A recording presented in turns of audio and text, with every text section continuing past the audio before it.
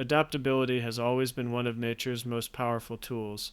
Life forms that were most equipped to handle their environment carried on their genes. The environment was something that organisms just had to deal with. But with humans, things changed. Suddenly, an organism could change its environment at will. As humans, we increased our ability to modify the environment with the agricultural, industrial, and digital revolutions. Technology has enabled each person to influence their environment, causing it to change at a faster rate. Each change also creates a more complex environment. The environment becomes difficult to comprehend in the present and to plan for in the future. As the world becomes more unpredictable, we need to learn to react gracefully with increasing urgency. Each basic need hinges more and more on your ability to adapt. Adaptability is a great sounding buzzword, but what is an example of something that embodies this concept? Bruce Lee found the perfect metaphor. Empty your mind, be formless, shapeless like water. Now you put water in a cup, it becomes the cup. You put water into a bottle, it becomes the bottle. You put it in a teapot, it becomes the teapot. Water does not worry about what comes next, it just flows to the next state without protest. Be like water, and you too will effortlessly adapt to your environment, allowing you to fulfill your needs. So, how can you become more like water? Mastering the 6 pillars of adaptability will keep you light on your feet during the shifting demands of the modern world. Each pillar supports your ability to adapt. These skills belong to one of two domains, the external world or your internal world. In this post, we will explore the first 4 pillars of adaptability which relate to changes in the external environment. Pillar 1, Learning. The first pillar of adaptability, learning, is the most important skill you can develop. All other skills are derived from your ability to learn. Your learning skills act like a bottleneck for all other skills. You can pour out new skills only as fast as your learning skills allow, and if you are like water, it is difficult to take on new forms when constrained by a bottleneck. It takes longer to reach your next state when learning skills slow you down. The easiest and fastest way to learn is to choose a topic you are curious about. Only you know what makes you curious. You are energized by the things that light a fire in you. Inversely, anything that bores you saps you of your energy. Pay attention to what excites you, and you are rewarded with the energy to learn, allowing you to rapidly gain skills and knowledge that can be leveraged to navigate this ever-changing world. You just have to be bold enough to pursue your specific interests. Pillar 2, Creativity. As you follow different interests, you can benefit from leveraging the second pillar of adaptability, creativity. Using water as a symbol of adaptability, creativity is like water's cohesive properties. Without those properties, water falls apart into a pile of useless molecules. It cannot take on other forms because it cannot connect with itself. Without creativity, you become that useless guy who knows a bunch of fun facts but cannot connect the dots to offer any practical insights. Creativity depends on your ability to connect with yourself. It is the connection of knowledge from one realm to another. Everyone has a unique set of experiences and interests, resulting in a unique set of knowledge. Your unique set of knowledge allows you to see things that others miss.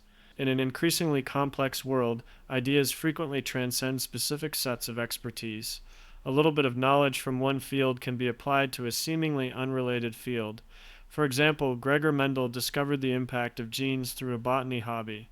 He became curious about the desirable traits of his pea plants, so Mendel played with crossbreeding for various traits. He observed the results and developed Mendel's laws of inheritance, which laid the foundation to the modern understanding of genetics. Maintain curiosity about your hobbies like Mendel. Who knows, it could lead to profound insights about another topic. Many hear the word creativity and assume it requires a special person. Creativity needs knowledge from unique places, not an extraordinary person. It is not an innate talent. Your creative capacity increases every time you learn something new. The most creative are the ones willing to unapologetically explore topics which they are genuinely curious about. Creatives like Mendel toy with their knowledge because they are driven by a childlike curiosity. A playful view of their knowledge results in a slow digestion of information from multiple angles. Then, like magic, their brains connect the dots while they are in a relaxed state. This is in contrast to the know-it-all who learns to boast his intellect. He doesn't let ideas marinate in his head sufficiently because his memorization is driven by external approval. A tragic waste of potential with no practical knowledge. Pillar 3, Unlearning. As the world continues to shift in random directions, you must also develop your unlearning skills. The goalposts shift quickly, and to stay nimble, you must keep up. This involves the third pillar of adaptability, unlearning obsolete skills, methodologies, and paradigms.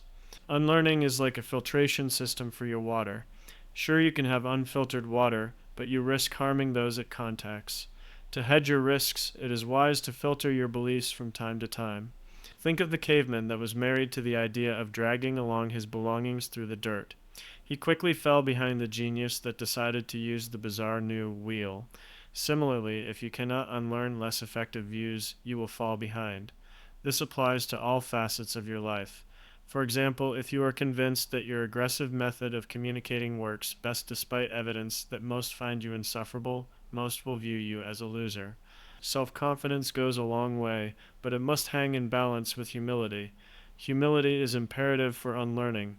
Without humility, there is no consideration that you may be wrong, and the whole point of unlearning is removing habits, skills, and ideas that do not work. Many feel a sense of shame when they are wrong, but the recognition and removal of what doesn't work is the greatest form of competence. As ideas bounce around at a faster rate, ethics shift rapidly too. You may have had a belief 5, 10, or 20 years ago that was acceptable or even celebrated, but trends change, and what was once heralded can become demonized. Future generations will almost assuredly look back at some of your current beliefs and practices with disgust. If you want to continue enjoying connection with others in the modern environment, you must be willing to either 1. Untangle some of your existing beliefs by unlearning. 2. Be nimble with your words to avoid unnecessary conflict. Option 1 is a useful tool in our unpredictable environment, but changing your core beliefs because some people around you disagree is cowardly. Your core beliefs should stem from your understanding of life, not someone else's. The key distinction for unlearning is it must stem from your own recognition that a belief is not working.